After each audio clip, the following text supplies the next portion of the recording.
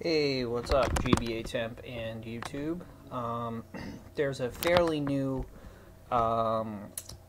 exploit for the Sega Saturn, of all things, which is kind of funny. Basically, I had nothing to do with the creation of this. I'm just giving you a tutorial showing you how to set it up. Somebody had created a thread about this on GBA Temp. I wasn't even aware that this exploit existed. Kudos to the people behind it, because it's genius.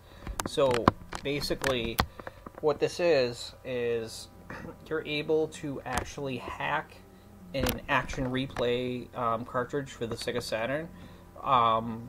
As many of you know, they already out of the box with their stock firmware support loading imports. However, they do not load backups or homebrew out of the box. This hack lets you do all of the above. Now, there's a couple catches though. Unfortunately, when you do this hack, it wipes out the actual action replay features, so you can't use it for cheat codes. The action replay menu is gone, all that stuff. You can reflash your cartridge back to an action replay if you ever want to. Again, I'm going to warn people, you're doing any sort of unofficial flashing of firmware, there's always a risk of, obviously, bricking your cartridge, so you can turn it into a paperweight. So keep that in mind. Be careful.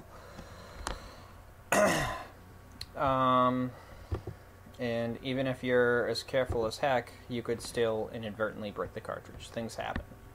You have an unexpected power outage. Somebody trips over the power cord and rips it out of the back of the Saturn while it's flashing. Yada yada yada. There's also the risk. Not all of the action replay cartridges are 100% compatible with this, so that's another issue altogether. Some of the ones made by the Chinese company EMS, or known as EMS, some of their action replay clones work perfectly fine with this hack, while others do not at all. And also, what I did, because I already had an action replay, but I didn't want to risk bricking it, so I went to National Console Support. It's an online site, famous marketplace for the, well, not really a marketplace, but shop for the import niche. Console import, games, and hardware. So anyways, I ordered what's known as the ST key. I had read that, mixed reviews about it, about people being able to flash some of them, not others. So it was only $10, so I decided, what the heck, it's worth $10 just to try it, see if this hack works. So I ordered the SD key, no dice. So don't bother with the SD keys. They're really hit or miss. There's so many different clones out there, you don't know what you're getting. This is what the box looks like from National Console Support. This is what the cartridge looks like. It doesn't work. Every time I try to flash it, it does the erasing portion. It erases it and then hits 99% and says erase verification failed. And then when I reboot the system, the SD key firmware is still fully intact. So it doesn't even get to write to it or anything. Anyways, that being said, I took my action replay, which mine looks like this. It's made by EMS. If you can see that. I took that and I just went ahead and flashed it. It does work. I also flashed it back to stock for the purpose of doing this tutorial, so I can show you guys right from the beginning, show you guys everything. So in order to do this, you're going to need to already be able to burn a boot disk, boot a burn disk. Now this sounds a little redundant because you ask yourself, wait, why do I need a burn disk to hack it to play burn disks? How do I do that? what is the point of this? A lot of people have been doing the swap trick on the Sega Saturn, which is pretty difficult. It puts a lot of wear and tear on the drive and the drive motor that spins the disc. It's not very healthy. It scratches your games, things like that. It's not good for long-term use. There are people with mod chips installed. People with those really don't have much of a need for this. They can just get a regular Action Replay or an ST key to enable imports, and just use it in conjunction with their existing chip, and they don't have to worry about anything. They'll be able to play just about any game. Sorry, lost my train of thought for a sec. Okay, so you need to perform, in order to do this, you need to perform the swap trick one time, just for the purpose of installing the hacked firmware onto your Action Replay cartridge. So I'm going to go over the process there. So grab my Sega Saturn.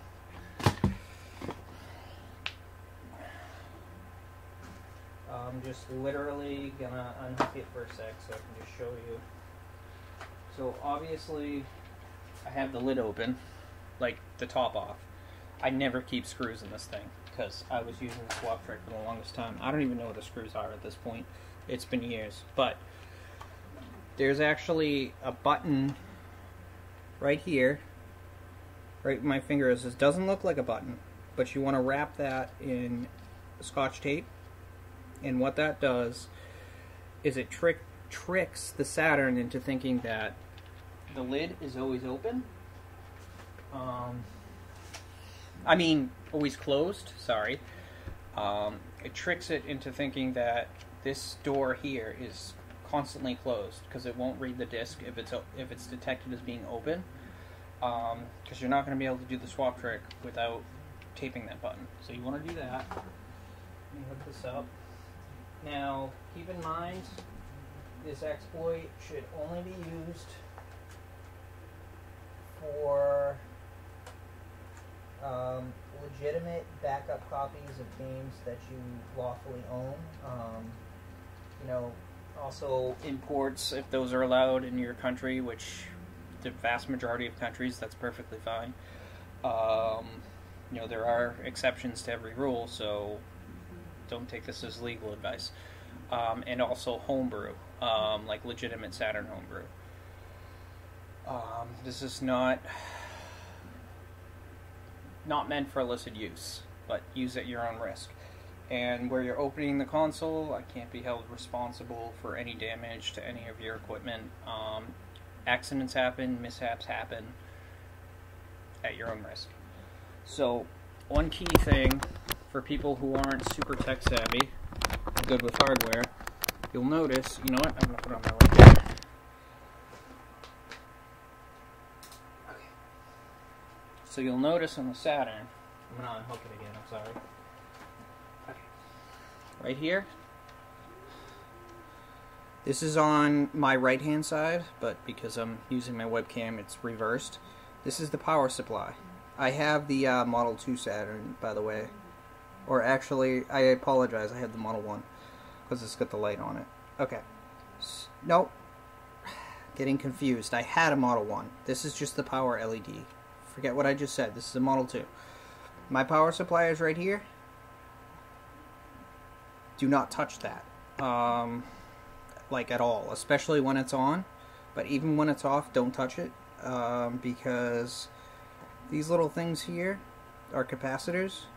If you know anything about electronics, you can skip this portion, but if you don't, take my advice. If you touch those, you could potentially, even if it's unplugged, zap yourself.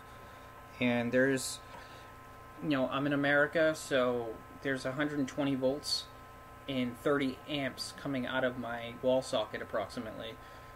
And that's what goes into the back of the Saturn, and then it converts it through the power supply to whatever the Saturn needs. I think it's around 12 volts, somewhere in that ballpark.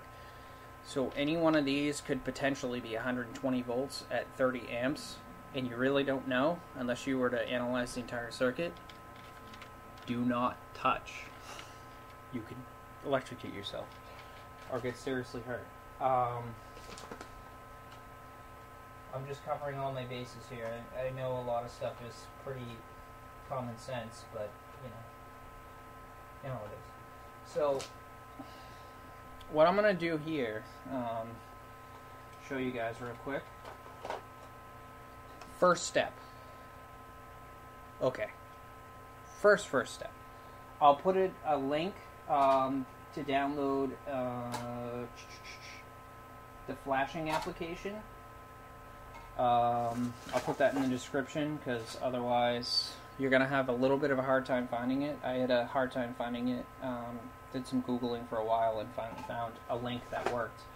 A lot of them were broken, unfortunately. So I'll put a link in the description. But anyways, you're going to want to download that app. And then you want to burn it as slow as possible. What I do is I use image burn. IMGBURN. It's free, completely freeware. It might be open source, I'm not sure offhand, but it works great. You can adjust the burn settings. You want to burn as slow as possible. My drive in this computer, I don't know, it burns around 4x, but I always set the program to 1x, and when it does, it burns at, like, I don't know, somewhere between 1 and 4x at the slowest, but the program will set itself to 1x, and then your drive will adjust accordingly, as close to that as possible. So it'll go as slow as it can possibly write, because consoles were not designed for burnt media at all. So especially like a Sega Saturn, which consumer CD burners cost like an arm and a leg when the Saturn was around. They were just coming out, so almost nobody had them when the Saturn first came out. So no intention of using burned media with this. So the slower you burn, the more accurate it comes out, and the easier it is for the Saturn to read it. Okay, so I'm leaving the case open. You can actually put it on if you like. Actually, you know what? For safety reasons, go ahead and put the lid on.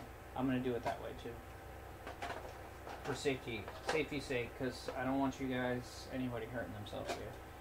All right.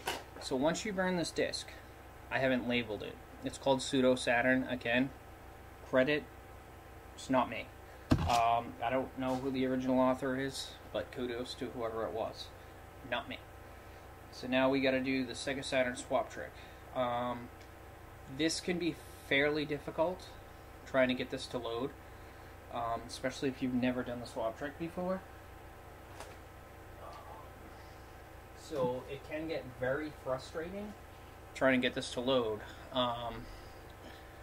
but persistence will pay off. Once you get it to load, then you load it once, you'll be able to flash your action replay, and then you never have to do the swap trick again. So as odd as this seems, for the Sega Saturn swap trick, the burnt disc goes in first, because it reads the contents of the disc to determine what kind of disc it is before it actually tries to do any authentication. So I should probably show you guys a regular game booting up first. Keep in mind, you're going to need an original disc to swap with. Get one that you could care less about, that's, because you risk scratching it big time. Especially if you're doing it with the case on, but the case on is the safer way as far as, not hurting yourself. So I'm going to use Virtua Fighter 2 because that was working fine earlier. Okay. Actually, when did I put that? Yeah, I'll show you the process. Hopefully you guys can see it. Show the authentication. So it starts up. Whoop. I need a new battery in my Saturn. Hold on one sec. I need to go through the initial settings here. I don't have my controller plugged in. Sorry, guys. I am well prepared. Alright. So, okay. I just need to go through the initial settings. It's gonna spin at that speed constantly right now. Now, this is pretty much a total noob tutorial. If you've already done the swap trick, skip ahead. If you already know what you're doing. Alright. So you're gonna watch it. Now, hopefully you guys can see it. It's gonna slow down. Slow down right there. It's reading the authentication information. Speeds up.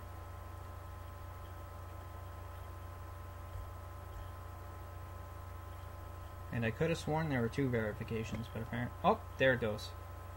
It just slowed down for a sec. And now we're in the game. So it checks the disk twice to make sure it's not copied or anything like that. I'll show you the screen here. But, you know, that's just an original. Not an import, nothing like that. So, now you guys have seen kind of how the authentication works. So, unlike other consoles from, you know, around the same time as the Saturn, burnt one goes in first. So it reads the contents of the disc first, and then it determines, okay, this is a Saturn game.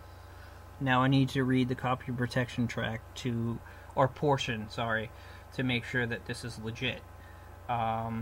So, take my copy of Virtua Fighter 2 again. You risk trashing your original disc, so cheapest game you have that you could care less about. That's what you want to do here. So we're going to go ahead and power this on. It's going to start to read.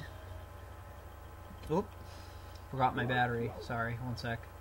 I have to go through this stupid menu every single time. It's really aggravating. Okay. Still recording? My computer tried to go to sleep. Yes, okay. Right when you hear that menu go whomp, that's when you want to put in the original disc. It's spinning slow. It's reading the copy protection track. It speeds up. You throw in the copy again, or it's actually just a regular burnt disc. It's not really copied. Okay.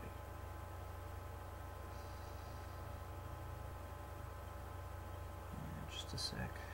And then when it's at this screen, the Sega blue screen, sometimes you can, if it gets stuck, sometimes you can just put in the original again. Now, I screwed up my timing. Sorry guys. Do this again. Alright. Burnt disc in. That's your homebrew disc for flashing the cartridge. Notice, oh, womp. Put that in. Spin slow.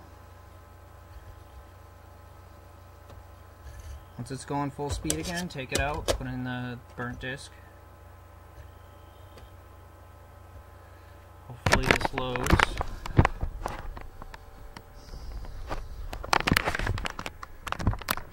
Let me show you guys the screen here. Doesn't look like it's gonna take. I apologize.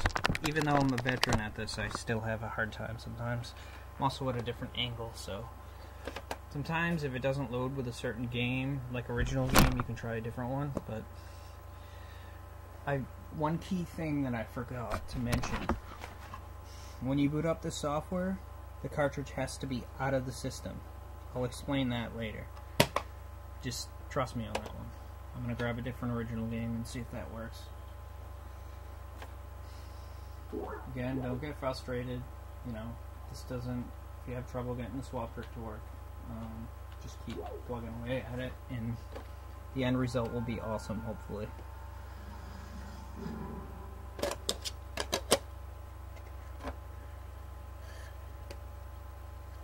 Okay, slows down, treating the authentication info. Got the blue Sega screen. Put that in. There we go. I think it's gonna take. Oh no, I lost it. Sorry, just a sec.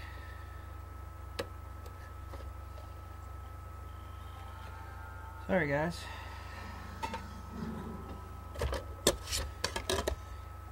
I find that this tends to be easier with the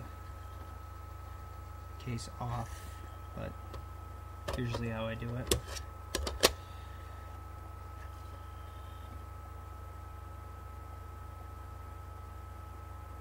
And sometimes when it hangs at the Sega screen, like I was saying, you can put the original back in, and then, okay.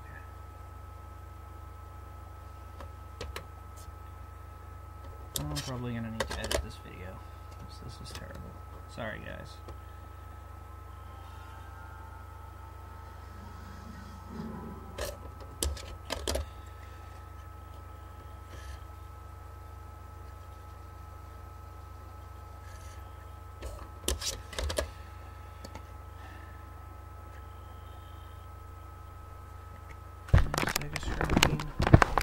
There we go. That's what we want. Okay. We're at the screen. So here you really can't read it, but it says, okay. So here it says,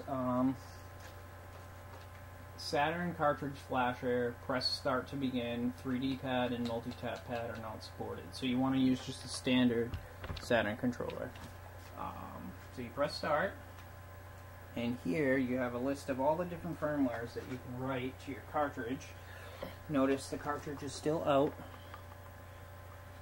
What you want to enable backups and imports, you want the first option, which says Pseudo Saturn. Hopefully I can get you to see that. I'm using a CRT TV, so yeah, that's not going to work. But anyways, the first option, Pseudo Saturn. You're going to go ahead and hit A on that. And it tells me, because I don't have my cartridge in, it says flash vendor ID FFFF. It's hexadecimal, don't worry about it. You're concerned with the message on the right hand side of the screen that says no vendor ID, no device ID. Hopefully you can see that, but it's because the cartridge isn't in. Now comes the fun. So take the cartridge, plug it into the cartridge slot.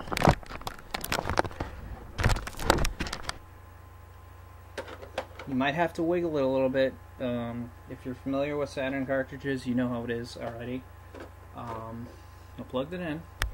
So my cartridge, it detected. You can't see it, but it'll spit out a bunch of random numbers and hex values and whatnot. That's how you know what's in there. And then with the particular cartridge that I have, it says down the bottom there's a warning. Uncommon flash chips, do you want to try with default chip settings? Again, there's always a risk of a brick if there's an incompatibility, but I tested this earlier and I know my specific cartridge is compatible, so that's fine. I flashed it back to stock firmware for the purpose of doing this video, but I know it's going to work. So you want to flash with the default settings, so just, if you hit start, it actually quits. So you don't want to hit start. They made it a little tricky to make sure that you actually really meant to flash it. So I'm going to press A, B, and C. And then you're going to want to press it a second time. And it starts erasing the firmware on your action replay.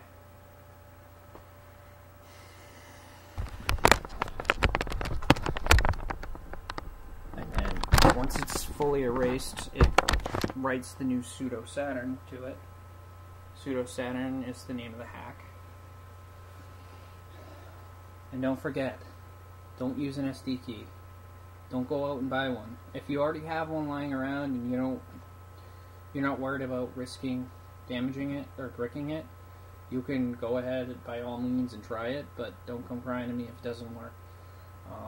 Like I said, there's a million different versions. Some work, apparently, according to what I read online. Some don't.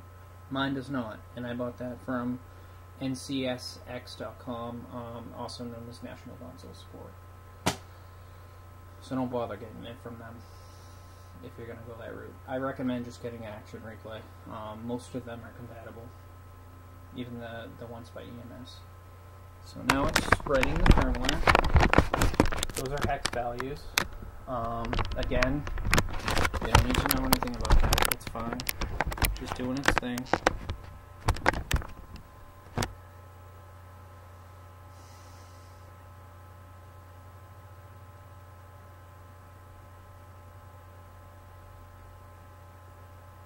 Now again, my Saturn itself is completely unmodified. I mean, you saw it when it was open, there was no chip in there.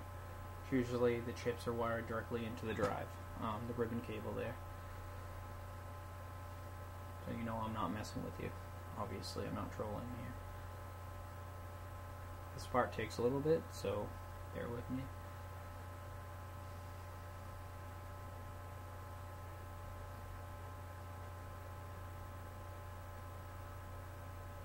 And the worst thing you can do is turn off your Sega Saturn while you're doing this in the middle of the flash. You'll probably trash your whatever cartridge you're in. Okay. Right, verification success. So that went through. By the way, in case you guys are wondering, I'm using my webcam on my laptop, so. Alright. And then it says press start to exit. Because it's done. I'm gonna hit start. And I'll just shut off the console. Now, let me take out the cartridge so you guys know I'm totally not trolling. Okay, cartridge is right here.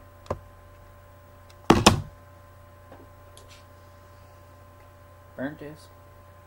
Completely unmodified Saturn. Show you again. Saturn, the disc. No mod chip. Now, when I put this in, it's not going to boot because I don't have the cartridge. Sorry, my battery. Just a sec. Need to do all the settings again every single time I turn it on. It's really annoying.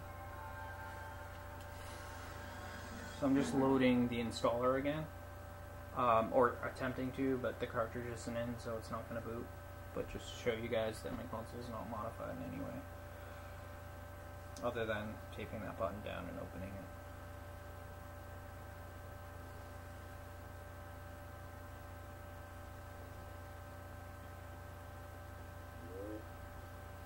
Checking disk format.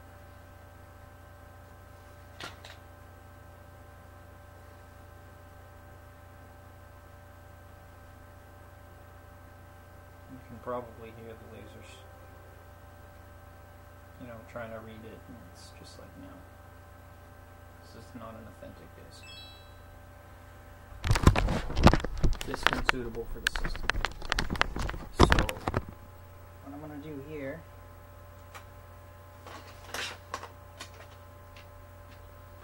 case back on, cartridge in. By the way, this works for backup copies of imports, and there's no patches necessary on any of your ISOs. When this first came out, initially, you were required to patch your games, but all your already existing backups and homebrew discs should already pretty much work, most of them. You know, this is still in the beta stages from what I understand, so it's not, you know, 100% compatible. I mean, usually with hacks, they're never 100% compatible, so. Alright, so let's put the burnt disc in and watch. Now that I have the cartridge in,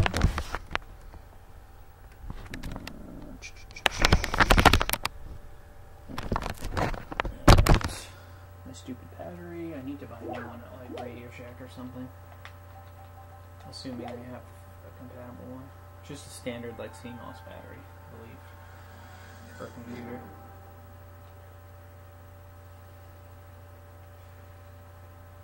Produced by or under license. So now you get the Pseudo Saturn menu. It says start game, reflash, action replay, and credits.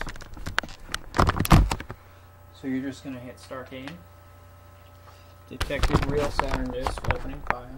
Starting game in 2 seconds, 1, bam. And that's just the homebrew flasher that I just did with the swap tray. Now, you're probably wondering, that's all fine and dandy. Show me a backup. Okay. Again, you should only use this with, you know, backup copies of games that you legally own. This is my backup copy of Sonic 3D Blast for the Saturn. Pop that in there. It's going to give me that same menu once it comes out.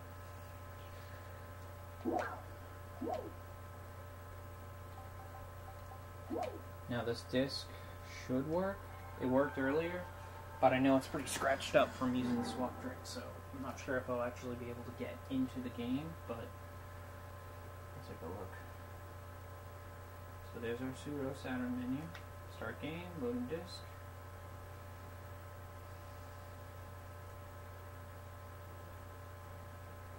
Oh, and by the way, once this hack is done, you can actually go ahead and take the tape off that button now. And, you know, the one that I showed you at the beginning for the swap trick, you don't need that anymore. Traveler's Tales.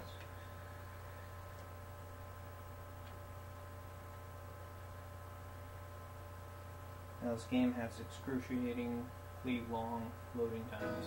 Even the retail disc does. As I said, this is kind of scratched, so I don't know how well this is going to play. But I mean, even if you use the original game, if you've ever played this on the Saturn, you'll know about the excruciatingly long loading times. I really don't know what happened there when they made this when they ported this to the Saturn.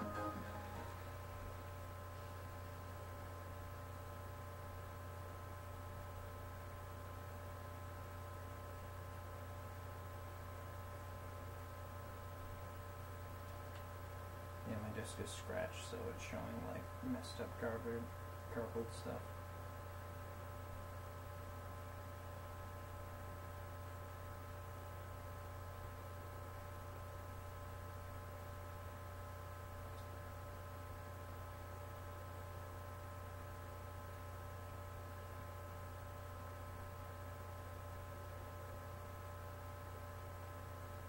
I just hope the game loads here. Probably should have chose a different game. Okay.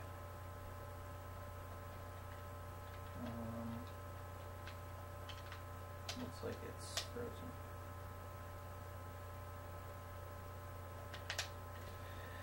Perhaps that wasn't the best example.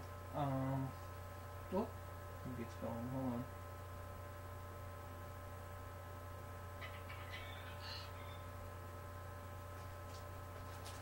You're not going to have these really bad loading times with other games, it's just this particular one. And mine is really beat up too, so I'm saving this.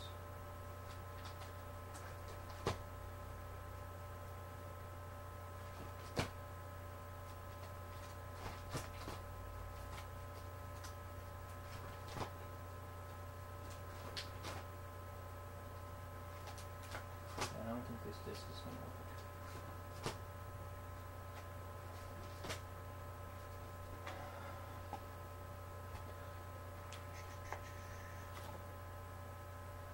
Yeah, I don't really have any other discs readily available right now. I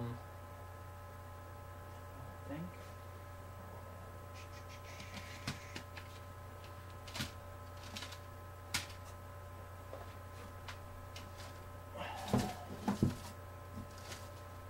Probably should have had more games out. That would have been helpful.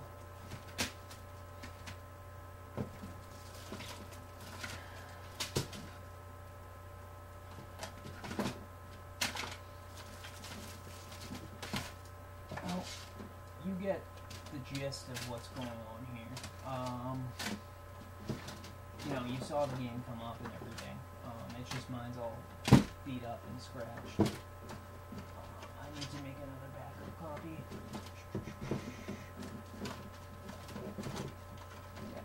Because I don't have, unfortunately, any other discs to show you right now. But you get the gist of it. So this is really cool. Again, it doesn't work with 100% of games, but definitely makes your life a whole lot easier.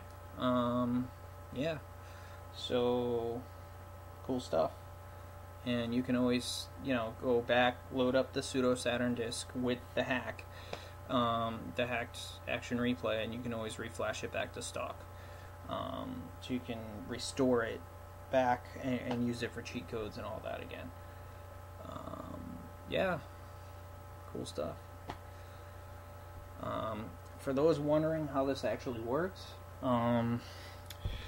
there is actually, basically the gist of it is the Saturn did have support for certain data CDs, like photo CDs, video CDs, things like that. So basically what it does is